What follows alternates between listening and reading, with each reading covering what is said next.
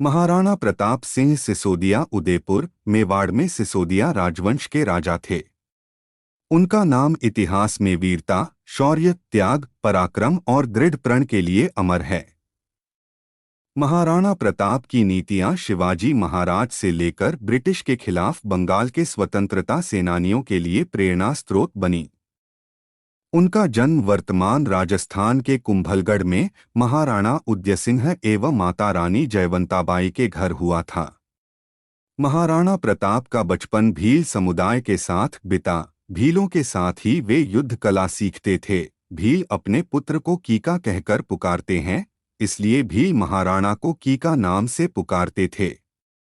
महाराणा प्रताप के शासनकाल में सबसे रोचक तथ्य यह है कि मुगल सम्राट अकबर बिना युद्ध के प्रताप को अपने अधीन लाना चाहता था। इसलिए अकबर ने प्रताप को समझाने के लिए 4 राजदूत नियुक्त किए, जिसमें सर्वप्रथम सितंबर 1572 में जलाल खां प्रताप के खेमे में गया। इसी क्रम में मानसिंह 1573 में, भगवान दास सितंबर 1573 में तथा राजा टोडरमल दिसंबर 1573 प्रताप को समझाने के लिए पहुंचे, लेकिन राणा प्रताप ने चारों को निराश किया।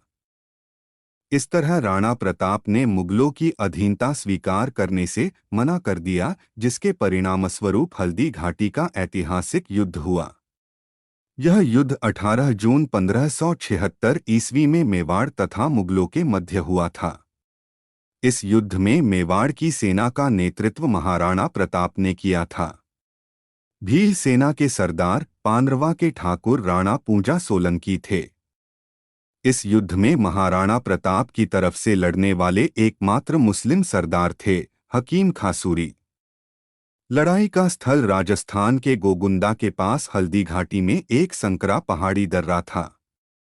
महाराणा प्रताप ने लगभग 3000 घुड़सवारों और 400 भील धनुर्धारियों के बल को मैदान में उतारा।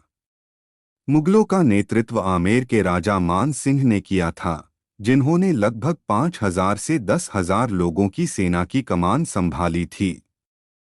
3 घंटे से अधिक समय तक चले भयंकर युद्ध के बाद महाराणा प्रताप ने खुद को जख्मी पाया, जबकि उनके कुछ लोगों ने उन्हें समय दिया। वे पहाड़ियों से भागने में सफल रहे और एक और दिन लड़ने के लिए जीवित रहे। वह जंगल में लौट आया और अपनी लड़ाई जारी रखी। टकराव के उनके एक प्रयास की विफलता के बाद प्रताप ने छापामार रणनीति का सहारा लिया। एक आधार के रूप में अपनी पहाड़ियों का उपयोग करते हुए प्रताप ने बड़े पैमाने पर मुगल सैनिकों को वहां से हटाना शुरू कर दिया। महाराणा प्रताप ने जिस समय सिंहासन ग्रहण किया, उस समय जितने मेवाड़ की भूमि पर उनका अधिकार था, पूर्ण रूप से उतने ही भूमि भाग पर अब उनकी सत्ता फिर से स्थापित हो गई थी। महाराणा प्रताप सिंह के डर से अकबर अपनी राजधानी लाहौर लेकर चला गया और महाराणा के स्वर्ग सिधारने के बाद आगरा ले आया। अकबर महाराणा प्रताप का सबसे बड़ा शत्रु था, पर उनकी यह लड़ाई कोई व्यक्तिगत द्वेष का परिणाम नहीं थी, बल्कि अपने सिद्धांतों और मूल्यों की लड़ाई थी। एक वह था जो अपने क्रूर साम्राज्य का विस्तार करना चाहता था, जबकि एक तरफ महाराणा प्रताप जी थे जो अपनी भारत मातृभूमि की स्वाधीनता के लिए संघर्ष कर रहे थे।